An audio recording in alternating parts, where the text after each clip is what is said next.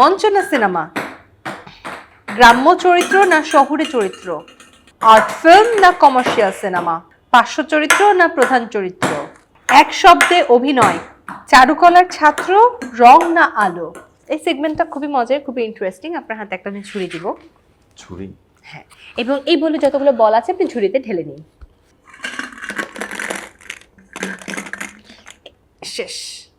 এটা গেম কোনো না, খেলাটা এখন শুরু হবে। শুরু, একটু আচ্ছা, ওয়ার্ম আপ ছিল। আচ্ছা, এখন আপনি রাখতে হবে। একটা করে ড্রপ দিয়ে তারপর ফেলবেন এবং প্রশ্নের উত্তর দিবেন। 1 2 3 স্টার্ট। মঞ্চ না সিনেমা, মঞ্চ। গ্রাম্য চরিত্র না শহুরে চরিত্র, ভালো যে কোনো চরিত্র। আর্ট ফিল্ম না কমার্শিয়াল সিনেমা, আর্ট ফিল্ম। পার্শ্ব চরিত্র না প্রধান চরিত্র, ভালো চরিত্র হলেই হয়, সেটা পার্শ্ব হোক আর অ্যাক্সিডেন্ট চরিত্র হোক। এক শব্দে অভিনয়। হুম? এক শব্দে অভিনয়। এক শব্দে অভিনয়।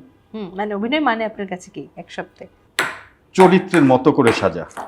চারুকলার ছাত্র, রং না আলো, রং। চ্যালেঞ্জিং চরিত্র না কমফোর্ট জোন, শুনিনি। চ্যালেঞ্জিং চরিত্র না কমফোর্ট জোন, অফকোর্স চ্যালেঞ্জিং চরিত্র। ঐতিহাসিক গল্প না সমকালীন গল্প, গল্প ভালো হলে সেটা যেটাই হোক। পরিচালনা করার ইচ্ছা আছে? আছে, কিন্তু আপাতত না। নতুনদের জন্য এক শব্দের পরামর্শ। ওয়াও।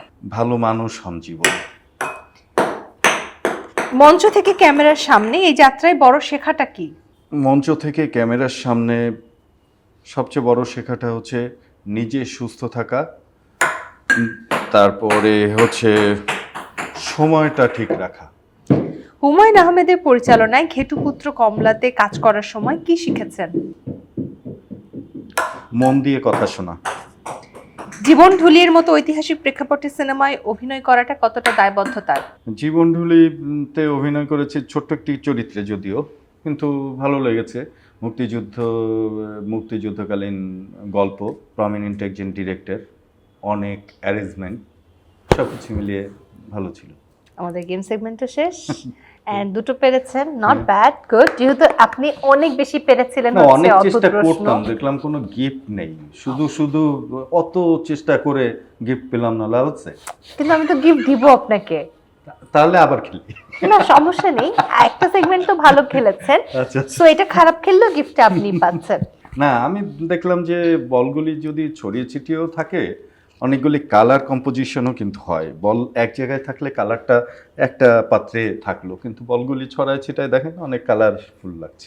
এই জন্যই বলে অভিনেতাদের সাথে কথা বলা উচিত না, তারা সব কিছুতে একটা না একটা ব্যাখ্যা বের করতে পারবে।